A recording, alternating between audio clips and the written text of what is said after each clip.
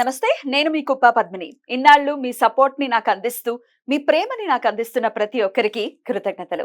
ఇప్పుడు చూడబోతున్న ఈ వీడియో కూడా ఖచ్చితంగా మీకు ఉపయోగపడుతుంది. లైక్, షేర్ అండ్ సబ్స్క్రైబ్ చేసి మీ ఇష్టాన్ని అలాగే మీ సపోర్ట్ ని నాకు అందించండి. అలాగే ఈ వీడియో పట్ల మీ అభిప్రాయాన్ని కమెంట్ సెక్షన్ లో కమెంట్ చేసి నాకు తెలియజేయండి. నమస్తే, వెల్కమ్ టు అవర్ ఛానల్. నేను పద్మిని. ప్రస్తుతంతో పాటు ప్రముఖ ఆధ్యాత్మికవేత్త, వాస్తు జ్యోతిష పండితులు, లలిత ఉపాసకులు, వాస్తు జ్యోతిష శిక్షణ నిపుణులు బ్రహ్మశ్రీ నానాజీ పట్నాయక్ గారు మనతో పాటు ఉన్నారు. మాట్లాడదాం సార్. నమస్తే సార్. శ్రీమాత్రే నమః. దేవి దేవతల ఆరాధన కంటే ముందు కూడా పితృదేవతల ఆరాధన ఖచ్చితంగా చేసుకోవాలని చెప్పిన ఏకైక ధర్మం సనాతన ధర్మం. అందులో పుట్టడం నిజంగా అదృష్టంగా ఖచ్చితంగా భావిస్తూ మరి మహాలయ పక్షం వచ్చేస్తోంది. 15 రోజుల పాటు ఈ పక్షం రోజుల పాటు మన వాళ్ళని ఆరాధించుకునేటటువంటి రోజులు. అయితే ఈ రోజుల్లో ఎలా ఏం చెయ్యాలి? మా పెద్దవాళ్ళు రకరకాల సందేహాలు ఉంటాయి సార్. చెప్పలేదని, లేకపోతే చనిపోయిన తర్వాత ఫస్ట్ ఇయర్ మాత్రమే చేసాం ఇంకంతే, మళ్ళీ ఇయర్లీ వన్స్ చేయటం లాంటిది లేదని, మాకు తెలియదని, మా పూర్వీకులు చెప్పలేదని, వాళ్ళ పేర్లు కూడా తెలియదని, ఇట్లా రకరకాల సందేహాలు ఉంటాయి సార్. ఓవరాల్ గా అసలు ఏం చేయొచ్చు, ఎలా వినియోగించుకోవచ్చు మహాలయ పక్షాన్ని ఒకసారి మీ ద్వారా. ఫస్ట్ ఆఫ్ ఆల్ ఏంటంటే ప్రతిసారి మనకి మహాలయ పక్షాలు వస్తాయి. ఈసారి స్పెషాలిటీ ఏంటంటే మహాలయ పక్షాలు మొదట్లో గ్రహణం, ఎండింగ్ లో గ్రహణం. రెండు గ్రహణాల మధ్యనే చంద్రగ్రహణం, సూర్యగ్రహణం, 2 గ్రహణాల మధ్యన మహాలయ పక్షం కాస్త పవర్ఫుల్ అనుకోవచ్చు ఉంటుంది. అయితే ఈ పక్షంలో మీ పూర్వీకులకు కానీ మీరు కానీ తరించాలంటే శాస్త్రంలో చెప్పినటువంటిది ఏంటంటే ఇలా వచ్చినప్పుడు ఏదైనా దేవతా ఆలయానికి వెళ్ళి అక్కడ ఏదైనా సేవ చేయండి అని చెప్తూ ఉంటారు. దానం మామూలుగా ఇప్పుడు మీరు చూడండి, పిండ ప్రధానాలు కావచ్చు, శిలలు వదలడం కావచ్చు, స్వయం పాకాలు కావచ్చు, ఇవన్నీ ఇస్తాం జనరల్గా. ఇచ్చేవి కాకుండా మీరు ఏదైనా ఒక శివాలయమో లేకపోతే విష్ణు ఆలయం ఏదైనా అక్కడ నిర్మాణం జరుగుతుంది, మీ వంతు ఏమి ఇవ్వగలరు? ఓ 10 ఇటుకలు ఇవ్వగలరా? లేకపోతే అక్కడ అన్నిటికీ నేను శాస్త్రం ఏం చెప్తుందంటే అగ్నిపురాణంలో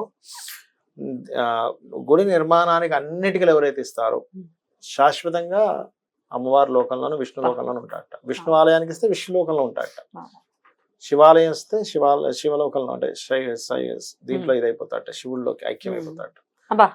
ఎన్ని ఇటుకలు ఇస్తే అన్ని సంవత్సరాల పాటు, అన్ని యుగాల పాటు అని కూడా చెప్తుంటారు కొన్నిసార్లు. అంతకాలం ఉంటారట మనిషి.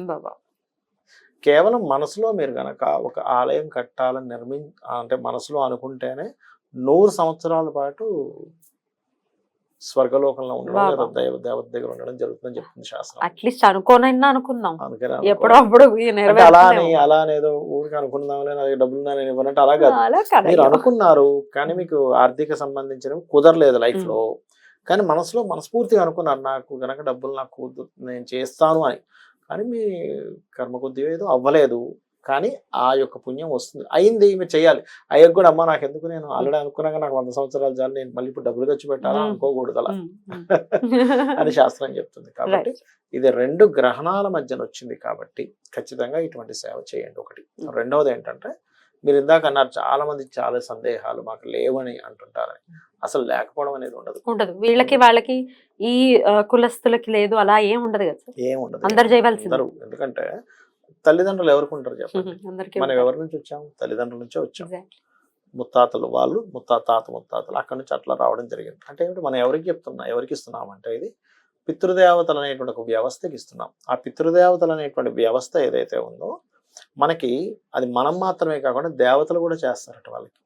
మనం ఇంట్లో పూజలు చేస్తుంటాం చేస్తారా, పితృదేవతలకు చేయకుండా కేవలం ఇంట్లోనే దేవతా పూజలు చేస్తే దేవతలు అనుగ్రహించరట. ఎందుకంటే మీరు పితృదేవతలు చేయట్లేదు, మీ యాన్సిస్టర్స్కి మీరు చేయట్లేదు, మేమేదో మీకు అనుగ్రహించాలి, మీకు వారి మీద భక్తి లేదని చెప్పి వీళ్ళు అనుగ్రహించరట. ఇప్పుడు అందుకే మేము ఎన్ని పూజలు చేసినా మాకు వర్కౌట్ అవ్వట్లేదు అంటే ఇందుకేనేమో. అందుకే ఇంకోటి చాలా కారణాలు ఉన్నాయి. ఎన్ని పూజలు చేసినా రావట్లేదు అన్నాను, ఇంకో కారణం చెప్తాను, అది నేను మీకు తప్పకుండా. అదొకటి. ఇంకోటి ఏంటంటే మనకి ఈ పితృకార్యాలు ఇవేవైతే ఉన్నాయో కొంతమంది గయ ఇట్లాంటి వాటికి వెళ్ళి కూడా చేస్తుంటారు. కొంతమంది ఏమనుకుంటారంటే అక్కడ చేస్తే ఇంకా జీవితంలో అక్కర్లేదేమో అనుకుంటారు. అసలు అది పూర్తిగా తప్పు. అక్కడ చేయాలి, మళ్ళీ రెగ్యులర్గా ఇక్కడ చేస్తుంటారు. చాలా మందికి ఏంటంటే ఎప్పుడో మా తాతగారు లేకపోతే మా ఎవరో ఉంటారు కదండి, మా తాతగారు ఎప్పుడో అయిపోయారు, గతించారు కదండి, ఇప్పుడు మళ్ళీ మనం ఏంటి పెట్టేది, అయిపోయింది, ఇంకో జన్మలోకి వెళ్ళిపోయాడు కదా అంటే ఇంకో జన్మలో ఉన్నటువంటి ప్రాణికి నీవు పెట్టేది వెళ్తుంది. ఇక్కడ మనం ఏం చేస్తాం, సూర్యుడిని చూస్తూ అర్ఘ్యం వదులుతాం చూసారా, వదిలినటువంటి అర్ఘ్యంలో పితృదేవతలకు చెందుతుందండి అది. లేదా తిలలు దిల్నా ఏవైతే ఉన్నాయో పితృదేవతలు ఇచ్చింది. పితృదేవతలు 2 రకాలుగా చెప్పారు. ఒకటి సూర్యుడిలోని, రెండవది నైరుతి భాగంలో పితృస్థానం అని ఉంటుంది. అందుకే మనం ఇంట్లో వాస్తు చూసేటప్పుడు కూడా పితృ పదం ఎక్కడైతే పడిందో అక్కడ మీ యొక్క పూర్వీకుల ఫోటోలు అక్కడ పెట్టుకోండి అని చెప్తాం. దేవుడి గదుల్లో కాదు పెట్టుకోడు, తెలియక పాపం దేవుడి గదుల్లో ఉత్తరంలో తూర్పుల్లో పెడుతుంటారు తెలియక. నైరుతి సైడ్ పెట్టుకోవాలి. అలా మనకి పితృదేవతల కోసం మనం ఎప్పుడైతే సూర్యుల్లో ఉండేటువంటి పితృదేవతలకు వెళ్తుందో అక్కడ నుంచి మనకి కిరణాలు ఉంటాయి. సూర్యుడు యొక్క కిరణాలు 333 చల్లటి కిరణాలు, వెచ్చటి కిరణాలు, ఇట్లా రకరకాల కిరణాలు ఉంటాయి. అందులో 333 చల్లటి కిరణాల ద్వారా చంద్రుడికి వెళ్తాయి. ఓన్లీ చంద్రుడికి వెళ్తాయి ఆ కిరణాలు, అన్ని కిరణాలు వెళ్ళవు. అందుకే చంద్రుడి నుంచి వచ్చేటువంటి కిరణాలు ఏదైతే ఉందో మనకి ఒక రకమైన ఆహ్లాదాన్ని, వెన్నెల్ని ఇస్తూ ఉంటుంది. చూడండి, ఓకే, వెన్నెల్ని ఇస్తూ ఉంటుంది. రైట్. అందుకని ఏంటంటే ఈ పితృదేవతల యొక్క అనుగ్రహం మనం పితృదేవతలకు ఏదైతే ఇచ్చామో అక్కడి నుంచి చంద్రుడికి ట్రాన్స్ఫర్ అయ్యి చంద్రుడి యొక్క వెలుగు ద్వారా ఆ యొక్క కిరణాల ద్వారా ఔషధములు వస్తాయి. మనిషి మరలా ఇప్పుడు ఈ జీవి ఇక్కడ అయిపోయిన తర్వాత మళ్ళీ పుట్టాలి కదా. ఆ జీవికి ఏం కావాలో, నీరు కావాలా, వస్త్రం కావాలా, ఇంకేదైనా కావాలా, మనం చేసేటువంటిది వారికి వెళ్ళడమే కాకుండా ప్రకృతిలో అన్ని జీవులకి వెళ్తుంది మనం చేసేటువంటి. అందుకని ప్రతి ఒక్కరు చేయాలి. మరి ఎట్లా సార్ 15 రోజులు కాబట్టి ఎప్పుడు చేయమంటారు? మాకు తిథులు తెలియదు. 15 రోజులు చేసుకోవచ్చు, మీకు ఎప్పుడు వీలుంటే అప్పుడు చేసుకోవచ్చు. ఇంకోటి ఏంటంటే ఇప్పుడు నేను ఎవరికైనా చేయొచ్చు. ఈ మూవీ పుట్టిన ప్రతి ఇప్పుడు సర్దార్ వల్లభాయ్ పటేల్ అంటే నాకు ఇష్టం అనుకున్నా, ఆయన కోసం నేను వదలొచ్చు, తప్పేం కాదు. అలా వదలడానికి ఇదే సమయం. ఎగ్జాక్ట్లీ కరెక్ట్ చెప్పారు, ఇదే సమయం అన్నమాట. అట్లా చేయాలి.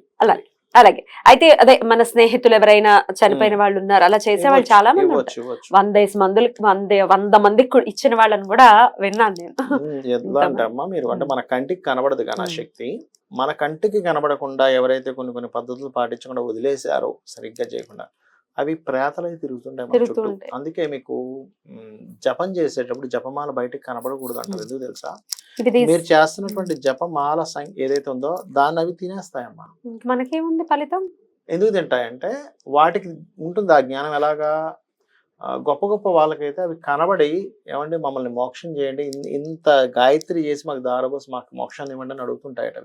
ఇచ్చేవాళ్ళు కూడా ఉన్నారు. అలా అందుకే మనం కామన్ గా జపం చేసేటప్పుడు లోపల పెట్టుకొని జపం చేయాలంటారు. ఒక వస్త్రంలోనో లేకపోతే మన పై పని చేసుకునే దాంట్లో వేసుకొని చేయమని చెప్తారు. అంటే చూడండి మన యొక్క ఇది ఎంత పర్ఫెక్ట్ గా చెప్పారు. ప్రేతాలు అలా ఉంటే వాటిని మనం ఎంతో కొంత మన బాధ్యత ఉంది పంపించాలి ఉత్తర జన్మలకి. Right sir. అయితే ఈ ప్రేతాల విషయం వచ్చింది కాబట్టి ఆత్మహత్యలు చేసుకునే వాళ్ళు డెఫినెట్ గా ప్రేతమయ్యే తిరుగుతారు. పురాణంలో ఉంది, మన గరుడ పురాణంలో ఉంది. ఆత్మహత్య చేసుకుంటే ఇమీడియట్లీ ప్రాథమిక పడతారు. ఇంకంతే, వాళ్ళకి నిష్కృతి లేదు, అనుభవించి తీరవలసిందే. ఇంట్లో 11 రోజులు చేసేటువంటి కార్యక్రమం సరిగ్గా చేయకపోయినా ప్రాథమిక ఎన్నున్నాయి బాబాయ్. తర్వాత ఈ ఆత్మహత్యలు అనుకోవచ్చు, లేకపోతే యాక్సిడెంట్స్ లో సడన్ డెత్స్ జరుగుతుంటాయి కదా సార్, వాళ్ళకు కూడా ఎట్లా ఈ టైంలో మనం చేయొచ్చు? వాళ్ళ పేరు వాళ్ళ ఇది చెప్పుకొని వదలడమేనండి. స్వయం పాకం ఇస్తారా, పిల్లలు వదులుతారా, పిండ ప్రధానాలు చేస్తారా, చేయడమే.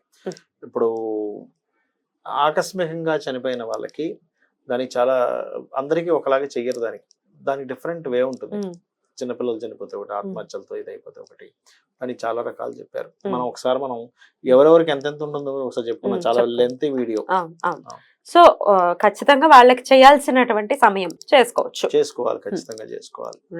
Right sir. ఒక ఊర్లో ఒక మలుపు దగ్గర ప్రతిసారి ఏదో ఒకటి యాక్సిడెంట్ అయ్యేది. ఆ ఊర్లో ఉన్న ఒక పెద్ద ఆయన ఇట్లాగే గరుడ పురాణంలో ఇట్లా పలానా దగ్గర అవుతుంటాయి అంటే అక్కడ ఏదో ప్రేతం ఉంటుందని తెలుసుకొని ఆయన అక్కడికి వెళ్ళి వాళ్ళకి సంబంధించింది ఏంటో తెలుసుకొని వదిలేడు. ఆయన చేసాడు దాని కార్యక్రమం. అక్కడ నుంచి యాక్సిడెంట్ తగ్గిపోయి ఆ ఏరియా.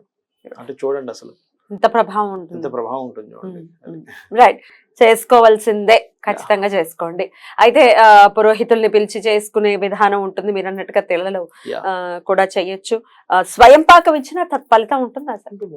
ఇప్పుడు రకరకాలు చెప్పారమ్మా. ఇప్పుడు అగ్ని మనవి చేస్తాం. Thank you so very much sir. నమస్తే. శ్రీమాత్రే నమః.